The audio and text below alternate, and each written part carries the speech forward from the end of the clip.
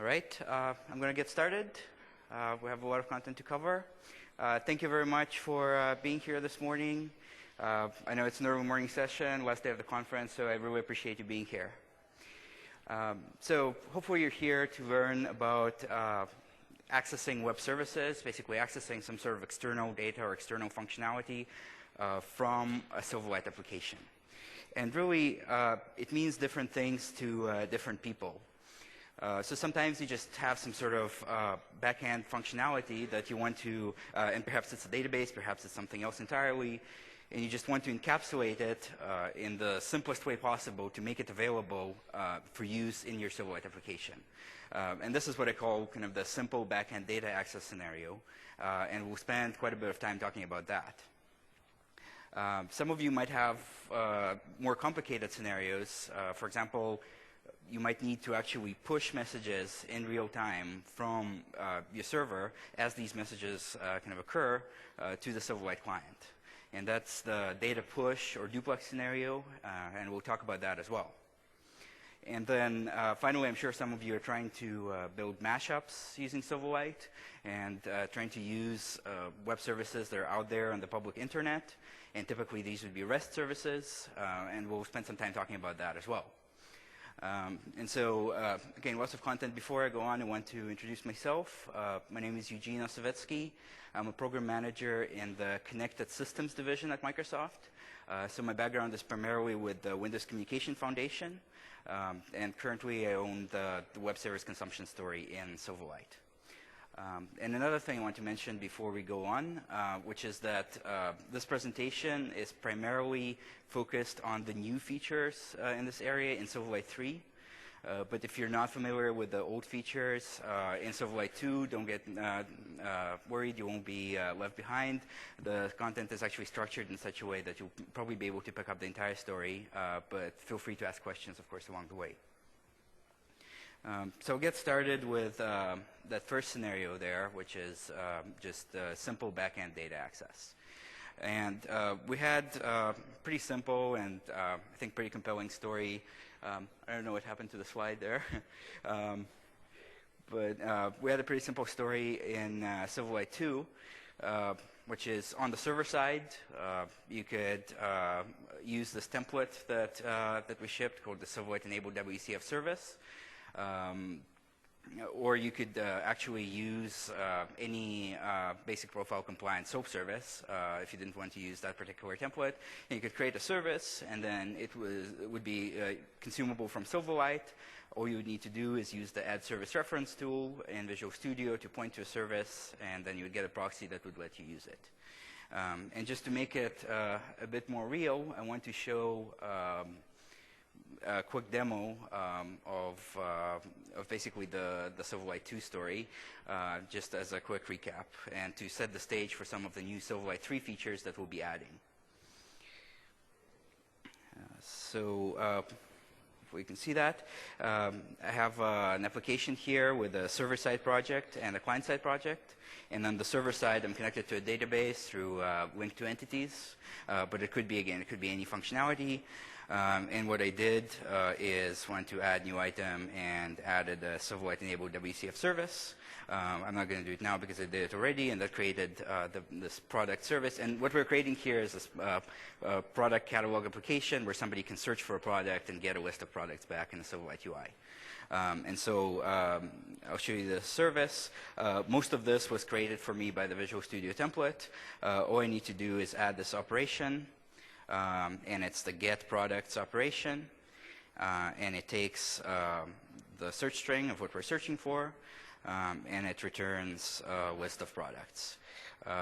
And all I'm doing in the implementation is just doing a link query and returning the products list. So pretty straightforward.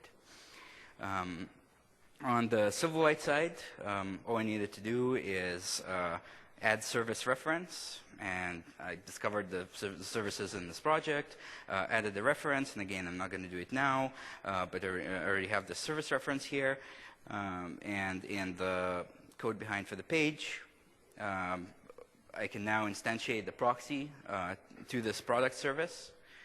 and I can call methods on it, and notice that I call it in an asynchronous way. And so when the call completes, when the server returns some data, my get products completed event gets called, and so my event handler gets called, and here I bind the results to UI. And so let's just see this in action real quick.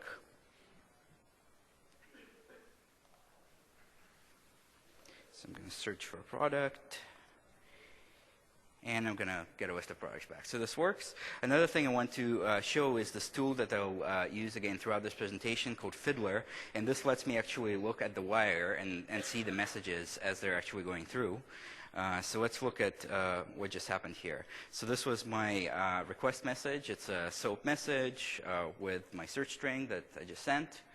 And this is my response message, which is again a SOAP message with the XML serialized representation of the results of that link to entities query. So pretty simple and all really Silverlight 2 stuff. We've looked at this basic scenario of just accessing simple services in the back end. And we found that there's some things that people keep complaining about that we really ought to address. One of them is performance, and a lot of people are really not happy with the bloat that is introduced with by the fact that it is SOAP, that is XML. And so I think I'm going to switch to the other machine to show the slides because something's definitely wrong with these ones. Let me do this. Hopefully you can see that. The other big thing that people complained about was this whole process of handling error conditions. And really, it was not really possible to debug applications that were using services in Silverlight 2. Because no matter what happened on the server side, no matter what the actual error was, you got this exception. And I'm sure if you've done any services programming with Silverlight 2, you've grown to hate this. It doesn't tell you anything. It's an exception, and no matter what you do, you can go into its inner exceptions and details, and it just doesn't tell you what actually went on the server.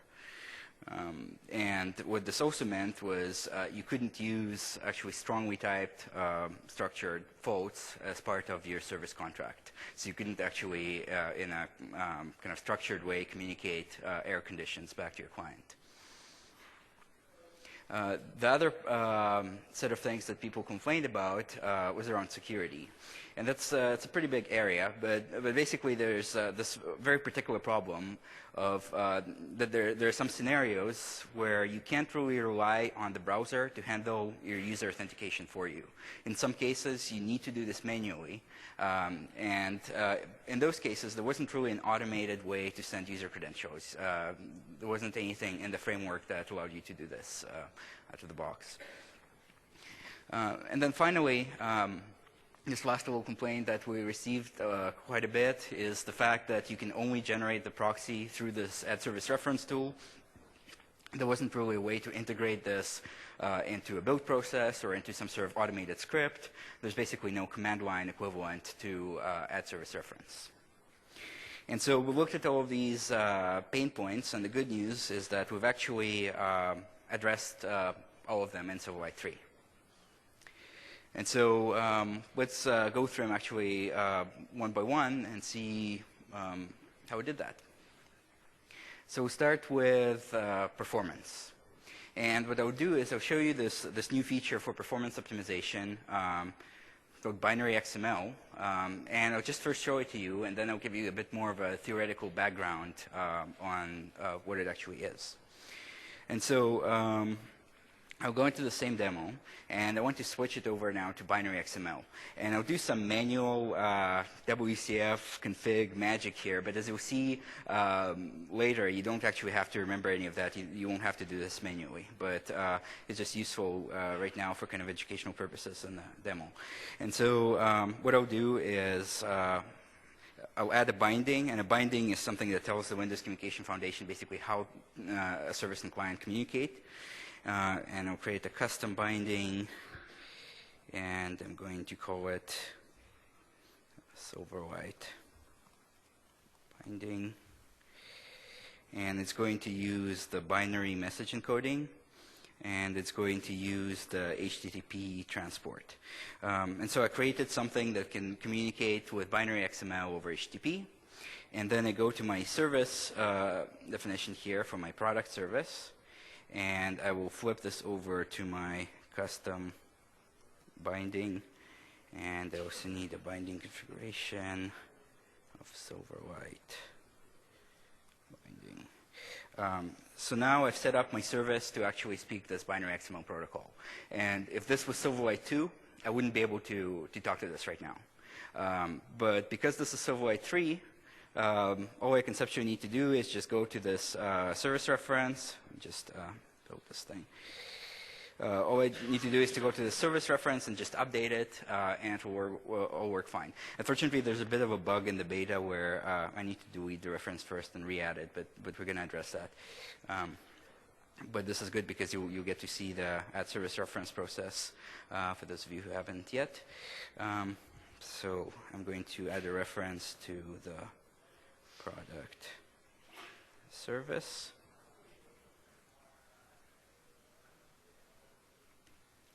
And I don't need to change any of the code on the client. It's purely a configuration change. If you look at the client-side configuration that we generate, you'll notice that it has generated binary over HTTP.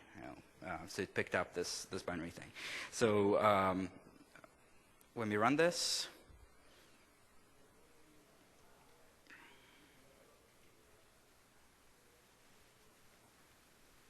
I'm going to search for the same thing.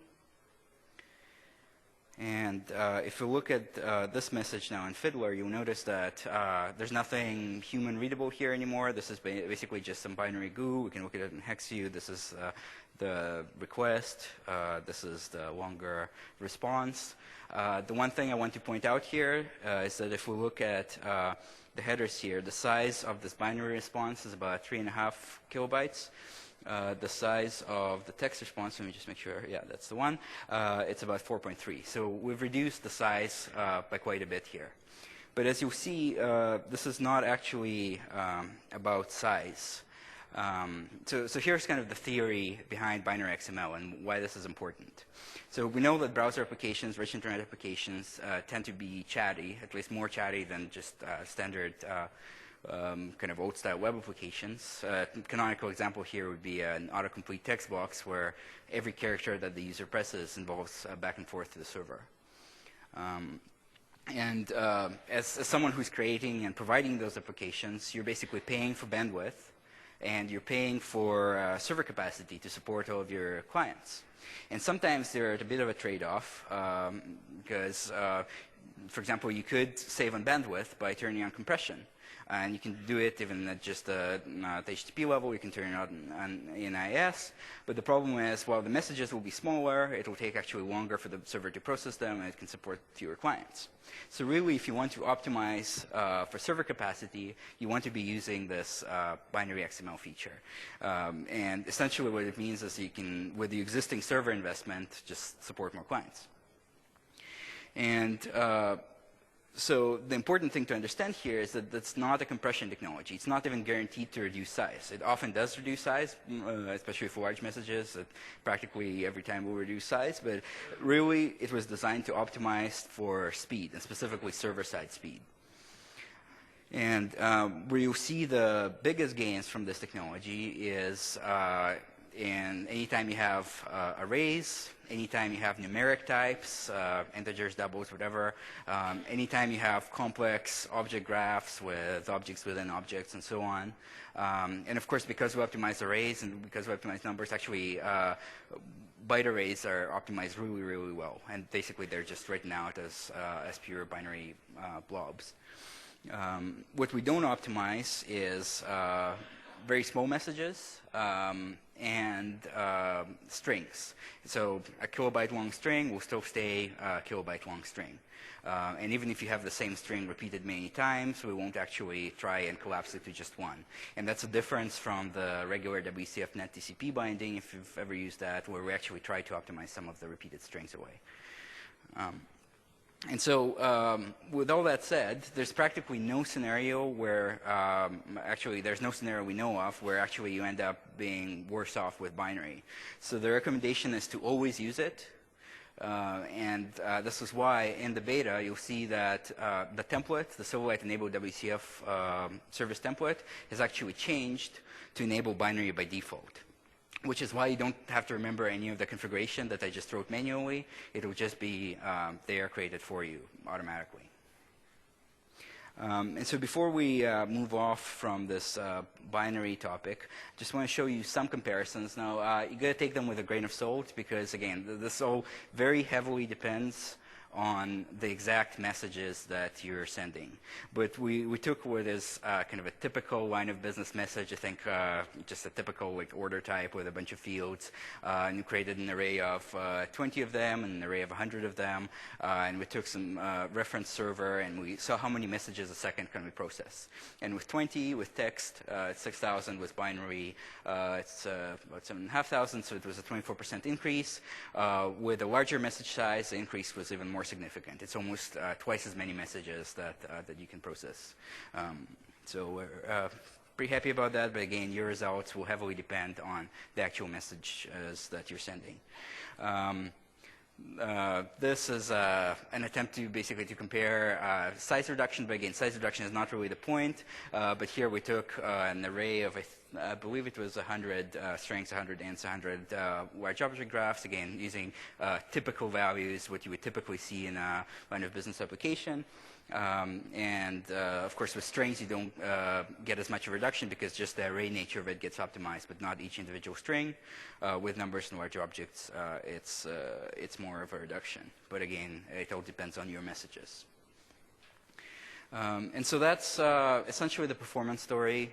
We're certainly going to be looking at it more. There's still many more ideas on how to improve performance even further. But this is the Silverlight 3 story. I'd love to hear feedback.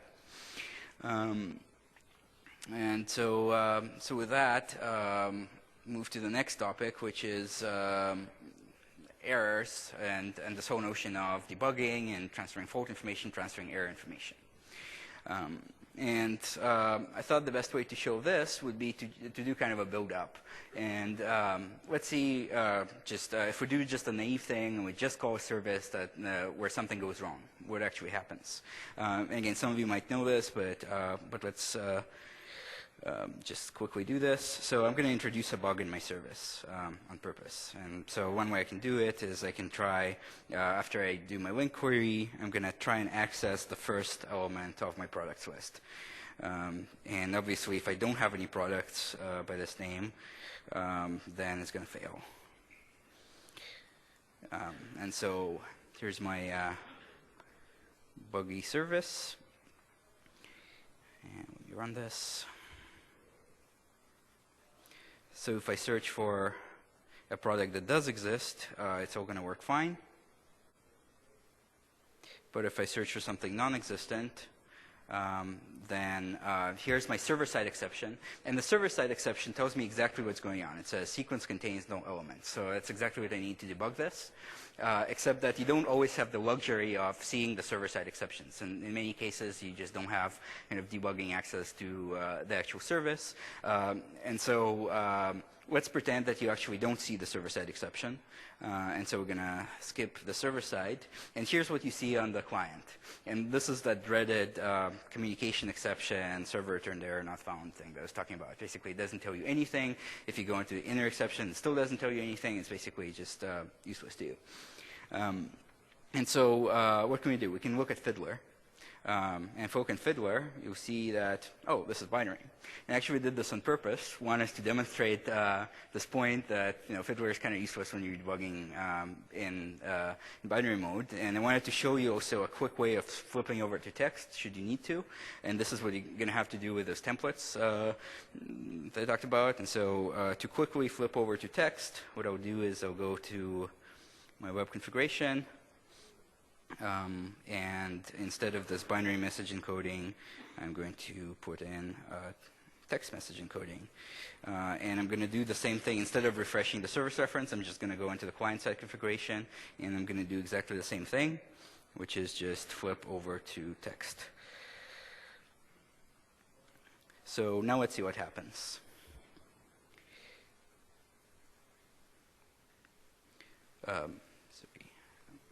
I have my server-side exception again, and on the client side, I again have this communication exception not found.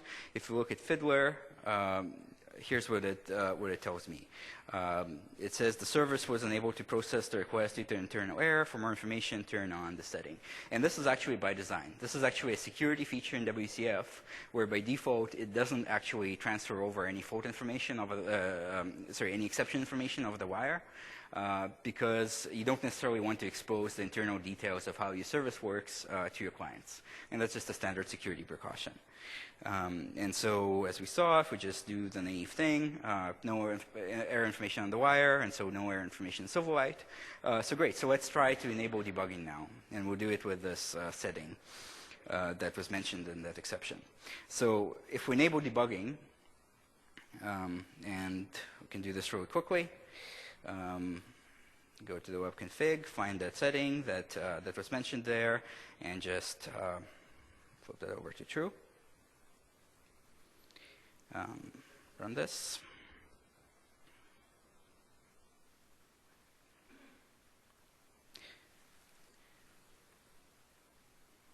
So again, server-side exception. And still, on the client side, I still get this completely useless communication exception with not found.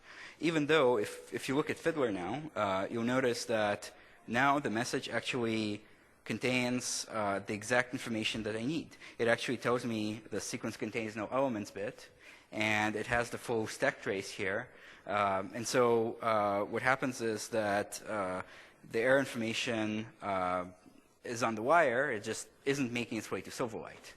And of course, you could try to debug this in Fiddler, but as you saw, it doesn't work well with binary XML. It doesn't really work well with HTTPS.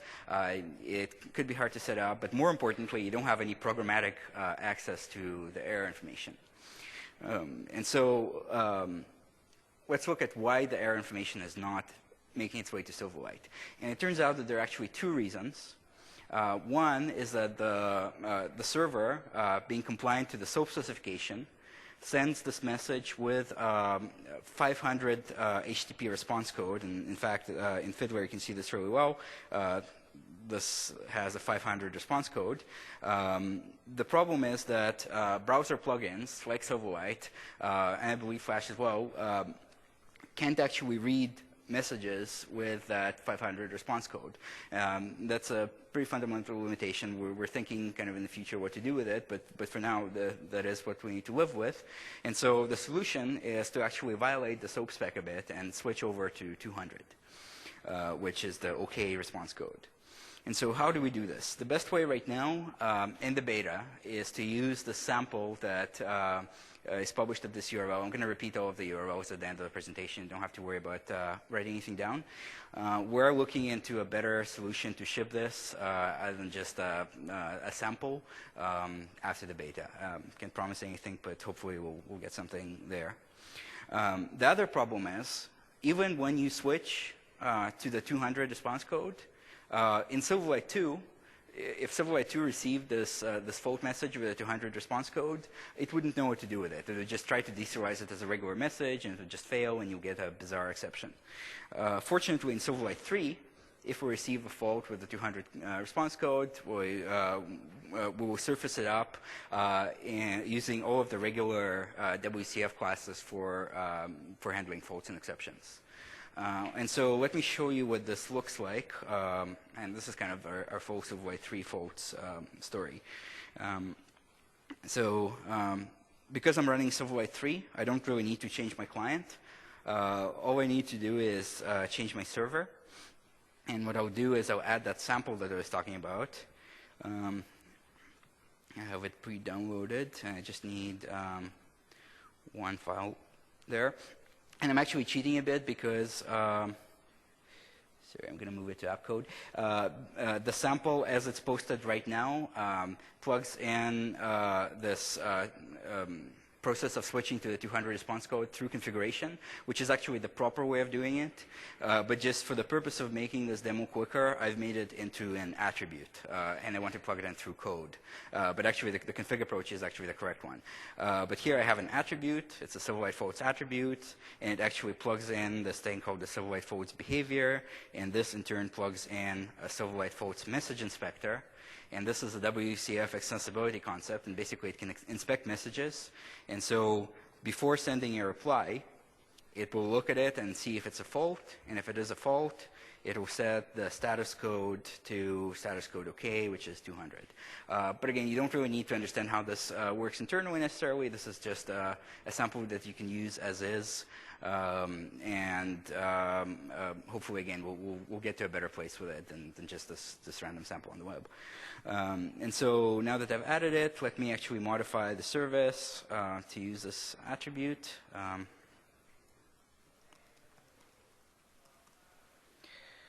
Microsoft Silverlight samples, and I'll enable Silverlight Folds. And again, config is actually the proper way to do this. So let me run this now. Again, I don't need to change anything on my client.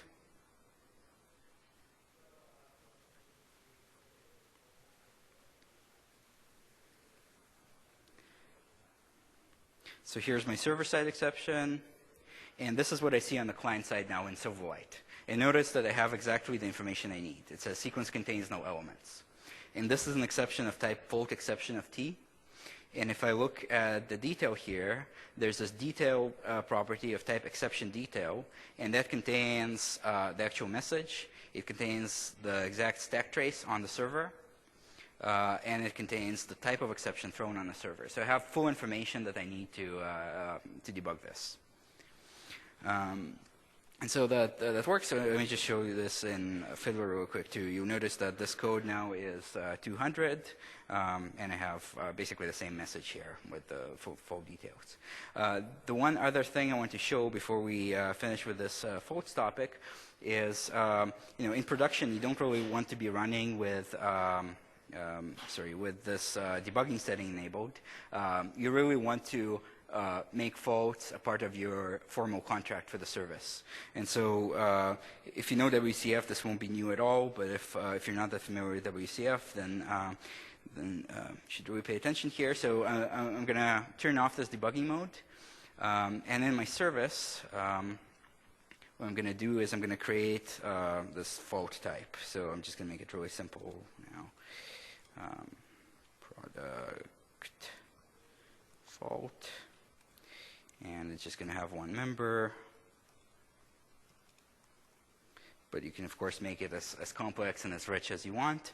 And here, instead of this, I'm going to say, if products list count of product is 0. If I don't have any products, I want to throw this fault. So it's going to be a fault exception of this product's fault. And I'm going to give it a new product's fault with problem being no such product.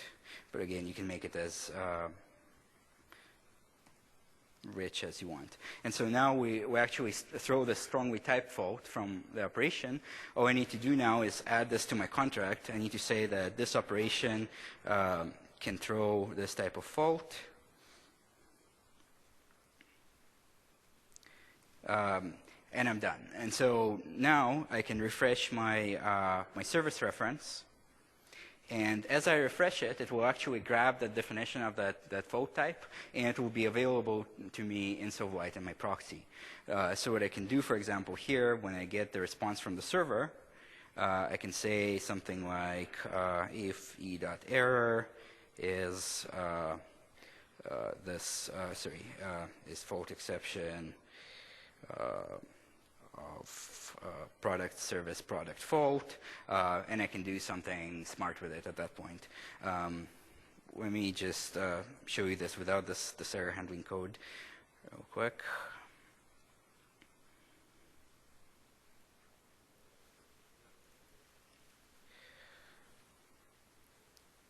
So server-side exception, server-side exception.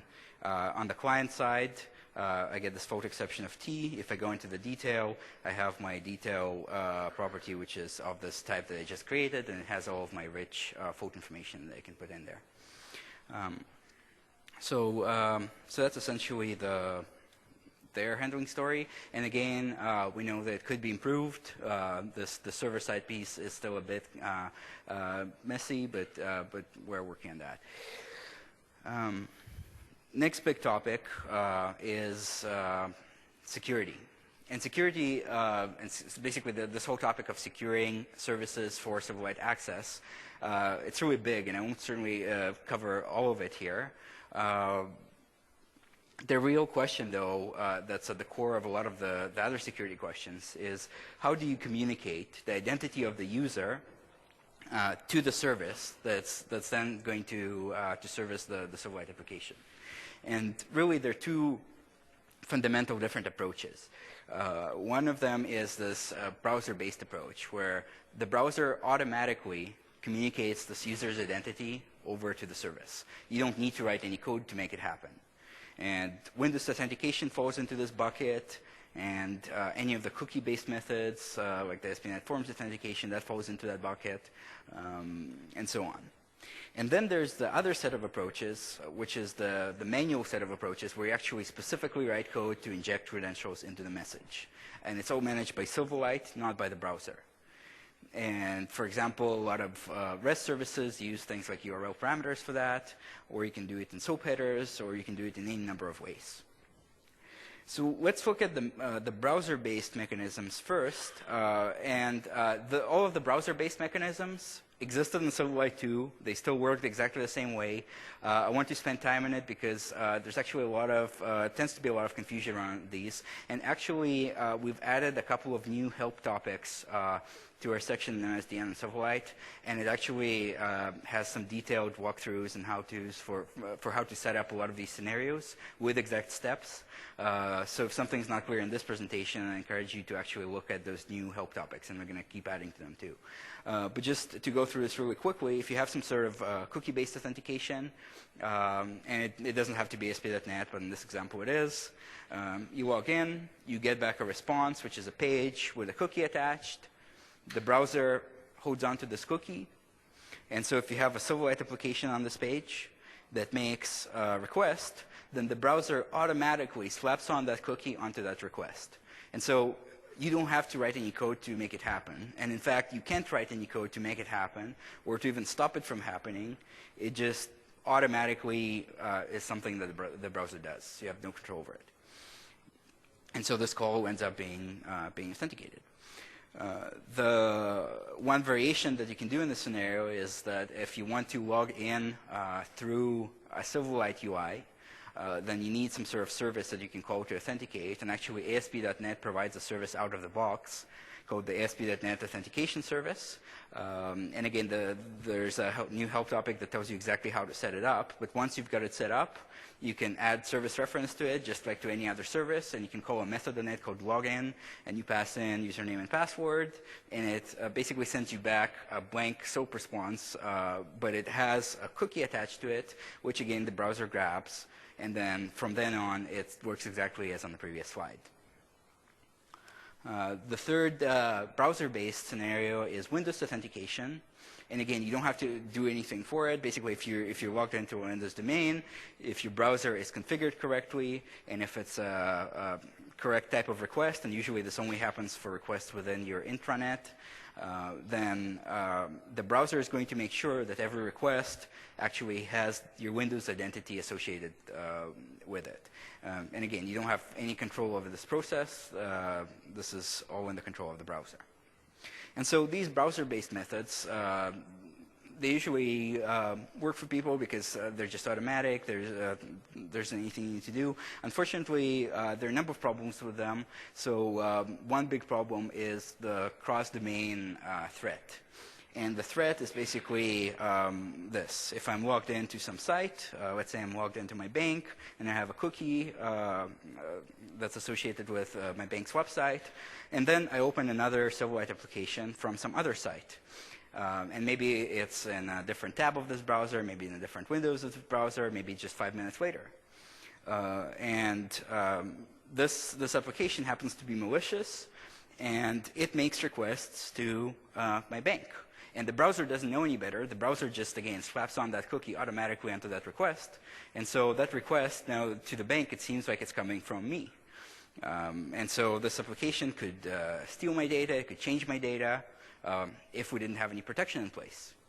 And so that's pretty bad, which is why we do have protection in place. And we actually, by default, block all cross-domain access. And the service actually needs to opt into it and enable it.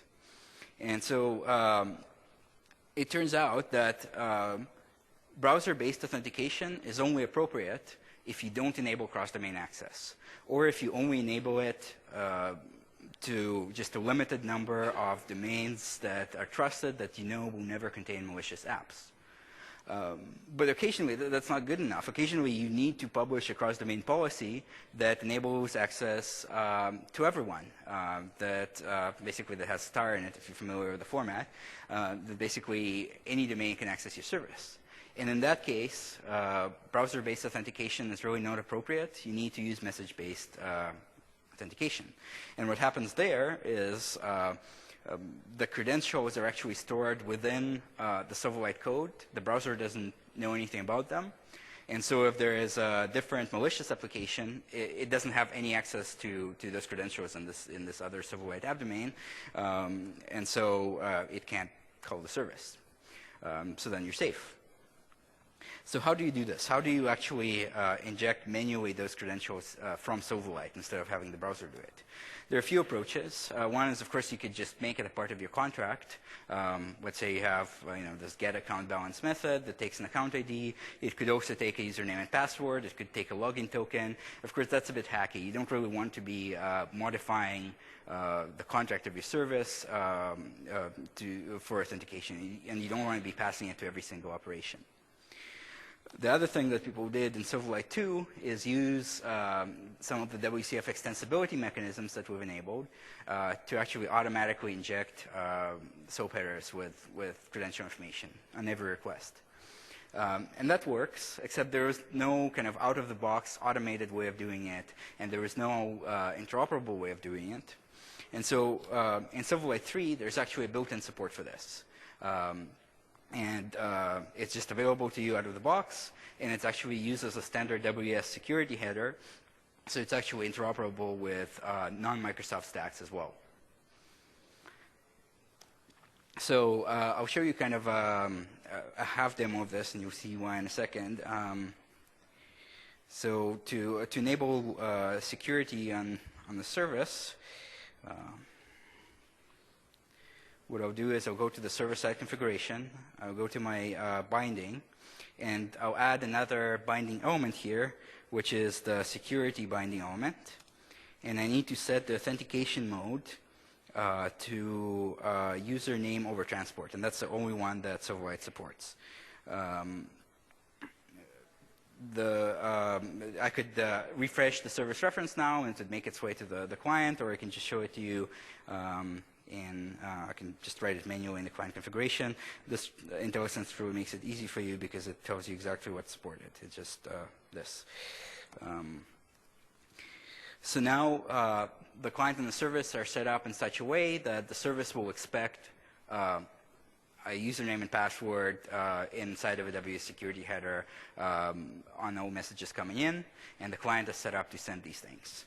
So how do I actually send these? Well, again, this all needs to be done manually from the Silverlight code. This is what has the credentials.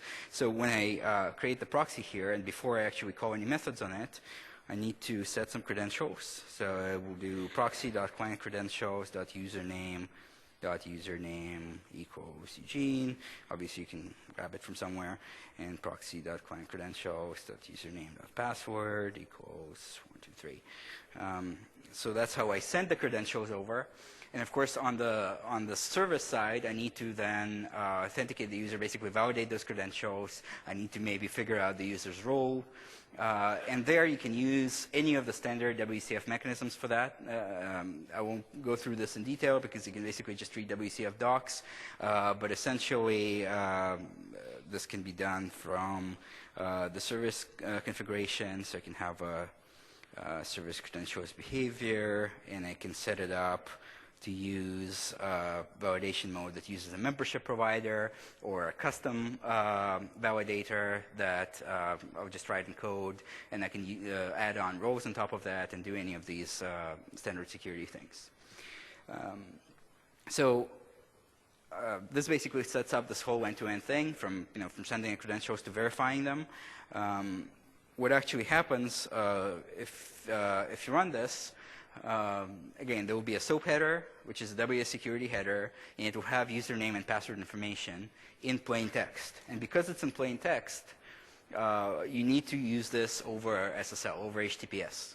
And we actually enforce this restriction. So if you try to use it over just plain HTTP, we'll actually block you from doing that because that's just not secure. And this is why I'm not showing you the full demo. I don't have HTTPS set up on this machine. The other thing to point out, and hopefully that's just a beta artifact, but there's this timestamp information that's sent over, and this is designed to prevent replay attacks. Basically, an attacker can capture an encrypted message and then try replaying it to kind of repeat the effect of that message.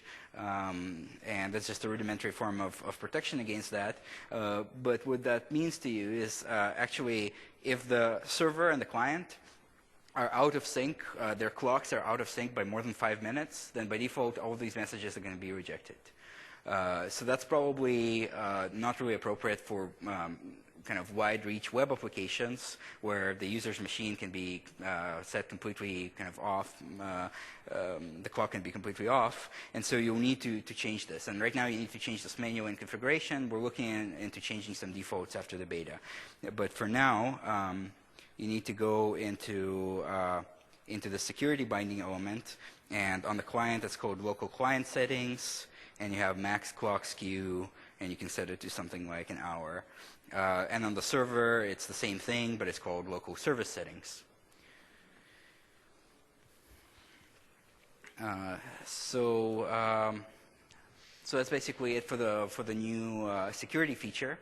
The one last thing I want to talk about in terms of this this list of pain points is proxy creation, and that's just real quick.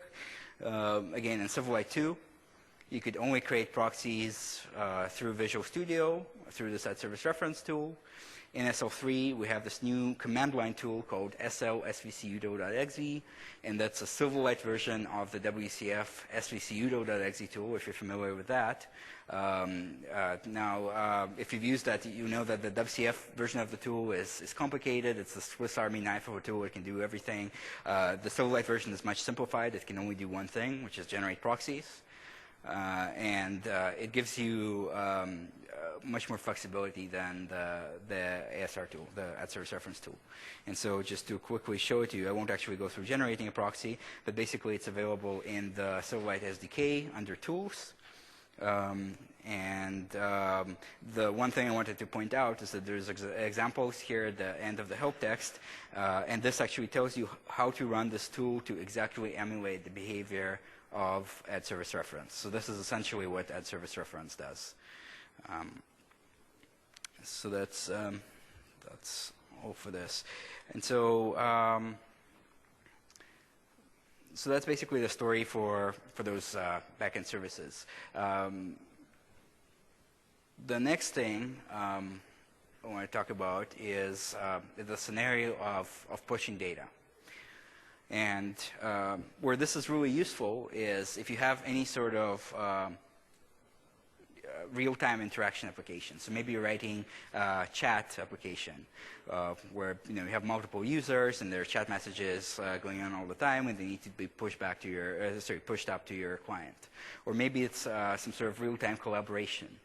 Two people at the same time editing a document, or editing a picture, or maybe one is editing a row in the database, another one needs to see the updates right away. So those types of applications. Also, any sort of monitoring. So maybe you have a stock ticker where you're monitoring the price of a stock, or maybe you have some sort of industrial process that you're monitoring, where again you have those real-time updates that need to be pushed up to the client. And we actually introduced a feature called duplex into Silverlight 2 to solve this. And it's based on this, it's basically under the hood, it actually does polling, but it does the polling in a smart way that actually minimizes resource usage. If you're familiar with the Comet technology, it's pretty much doing that.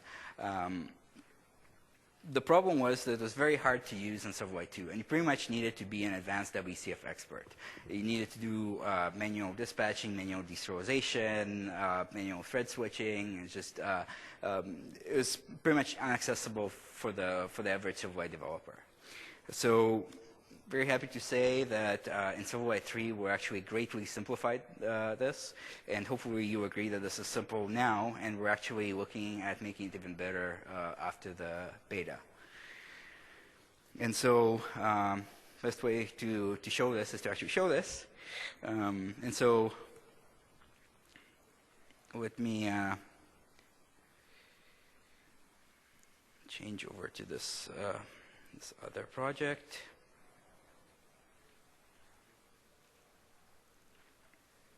And so we're going to create a stock ticker application. And I have my server side already set up here. I'll talk more about it later, but I want to concentrate on the client for now, so I'll just show you the service. So the service is just a regular service. It has one operation called subscribe to quotes. And it takes a stock symbol, and so I want to subscribe for stock information from Microsoft, for example. But notice that it returns void. It's actually a one-way operation. So how does the client actually get the stock quote information? Well, it turns out that this service has a callback contract of this type, iStock notifications. So that means that the service can then call the client according to this contract. And so let's look at this callback contract. It's just a simple service contract. It has, again, one operation called update quote, and it just takes a price. And so basically the service can push up this update quote message anytime to the client with the stock price.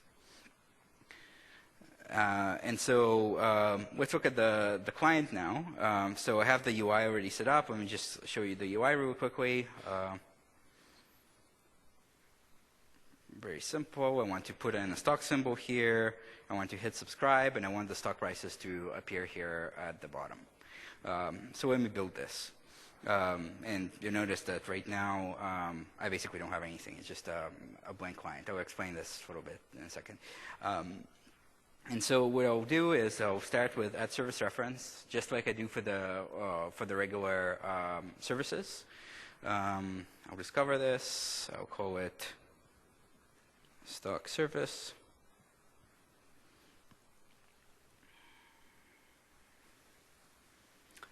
And now I have this reference. And now I can start using it. So let me just use this.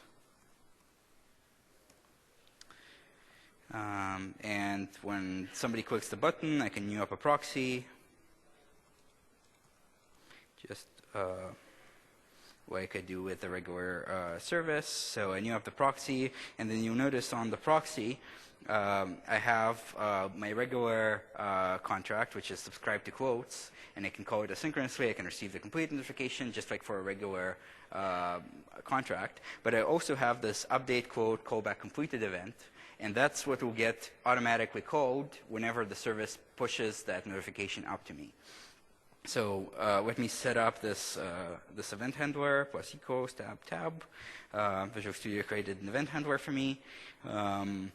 All I need to do is just update my UI here. So I'm going to say price.text is, and I'm just going to format it nicely. Great. So this is my event handler for the events coming from the service. Now all I need to do is subscribe to quotes. So proxy subscribe to quotes async symbol.text. So now I'm almost done. And normally I would be done at this point, except notice that I have this one error here.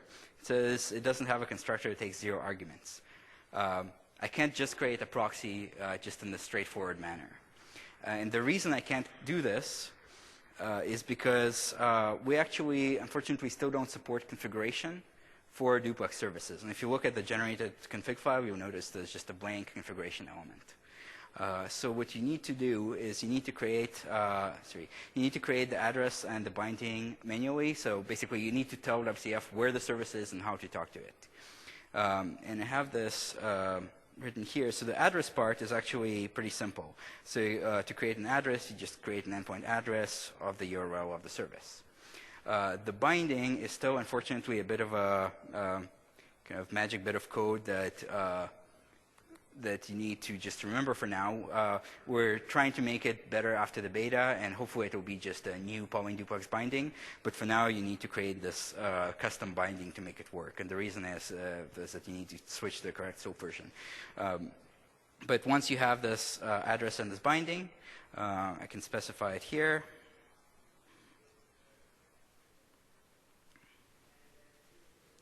And hopefully this will now work.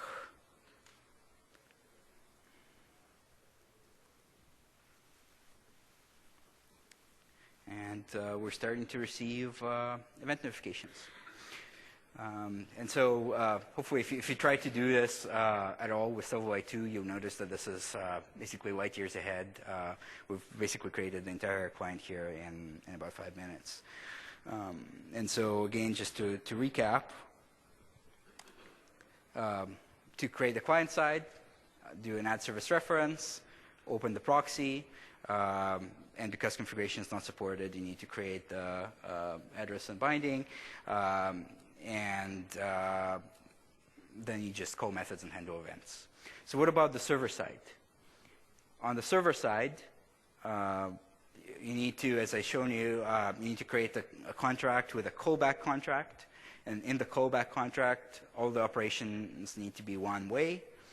And then in the actual operations, when you implement the service, there's this get callback channel method that you can call to actually get a channel that you can use to push messages to the client. So let me show you what I mean.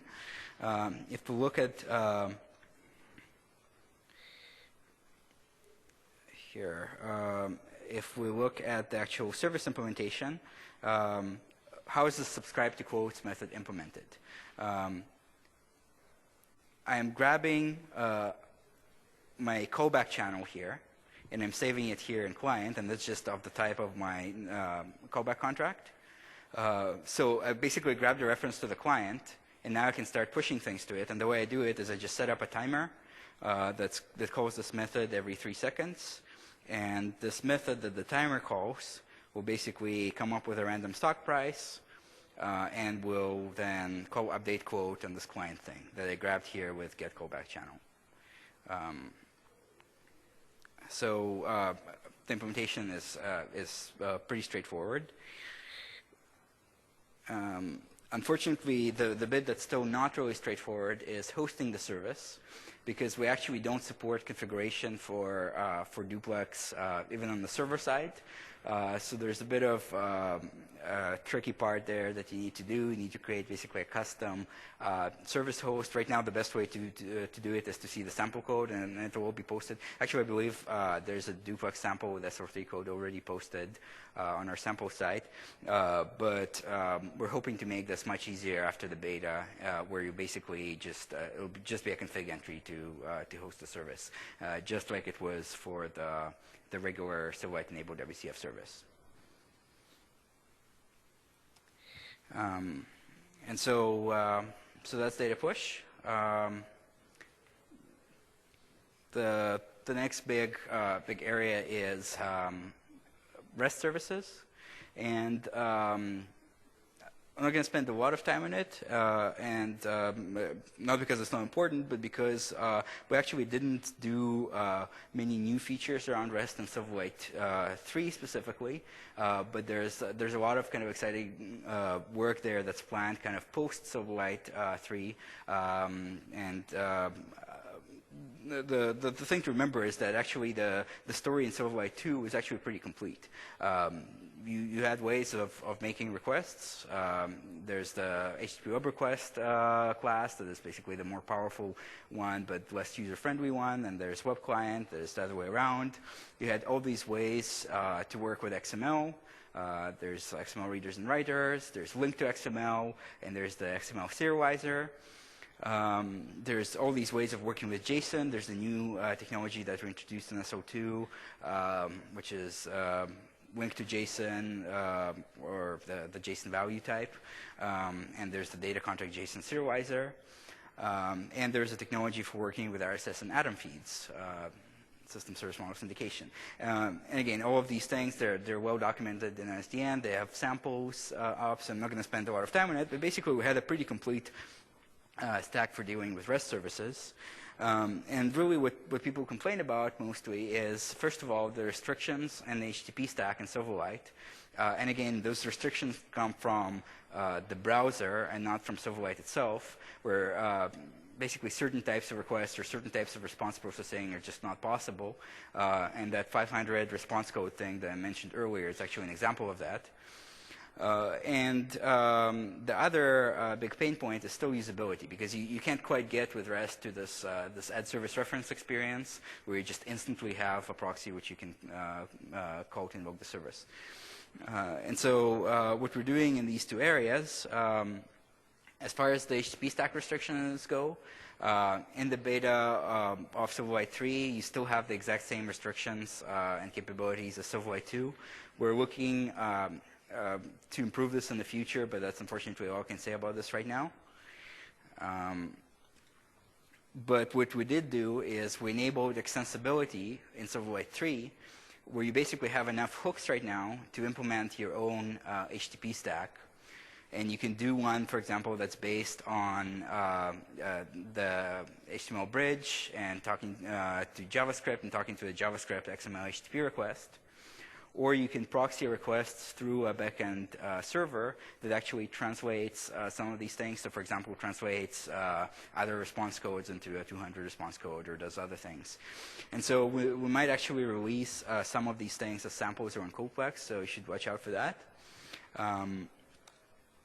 In terms of usability, there's some pretty exciting things coming after SO3 that I actually can't talk about yet, but the one thing that did ship in the REST starter kit, it's a WCF REST starter kit, and it's basically a set of things that mostly help you build REST services in WCF. But this one client-side feature that shipped in it is this Visual Studio command that's paste XML as serializable types. And what that does is it lets you copy a chunk of XML or a chunk of XSD schema. And using this special command, you can easily generate Silverlight compatible types that you can use to work with this XML data. And the way this works, just to quickly demonstrate it, if we look at a typical REST service, let's see if I can access the service description here for the Yahoo Shopping API. Yeah, so this is a typical REST service description. It basically tells you how to structure the URL. It tells you, it basically describes in a human-readable format how to invoke the service, and let's actually invoke it. So here is the search query for digital cameras. I'm going to invoke it, and I get back a bunch of XML. And of course, you can parse it using something like link to XML, but it's pretty complicated, and I don't want to parse it manually. I just want to deserialize it into types, and I want to just use dots over the type to program it. And so what I can do is I can view the source of this. I can copy it all, and then let me just create a blank class here.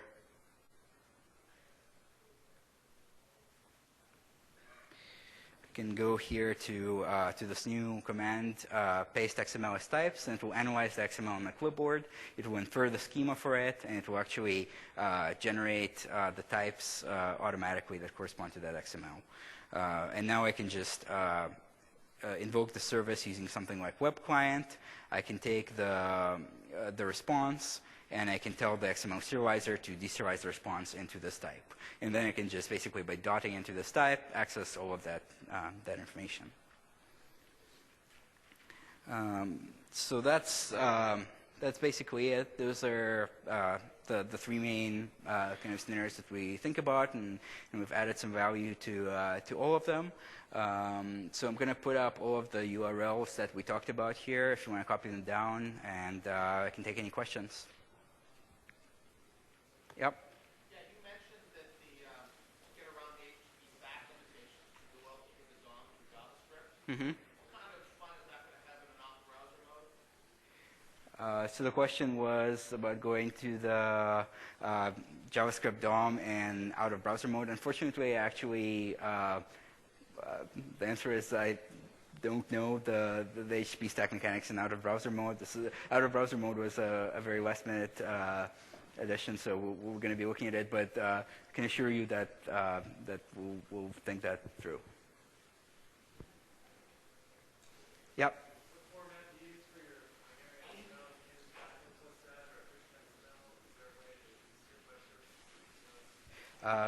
So the question was the actual format that we use for binary XML. It's actually .NET proprietary format. It is actually documented. There's anything documentation that exactly specifies what the format is, but it's not one of those. It's basically a Microsoft specific format, and it's the same format as is used in the NetTCP binding in WCF, for example. Yep.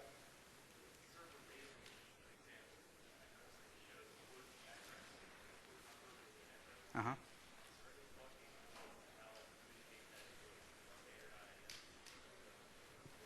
Sorry, you communicate that through?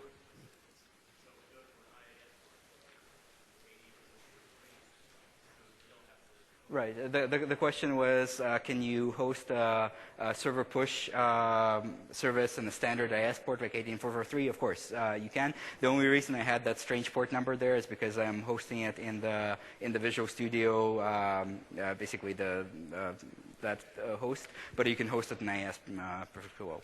Yeah. Other questions? I have a question. All right.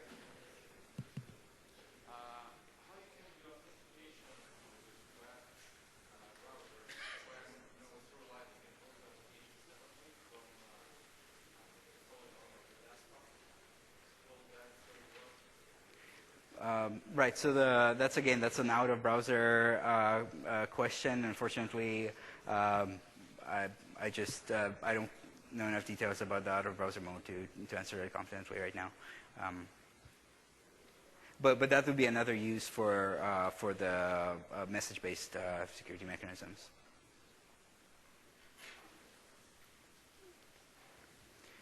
All right.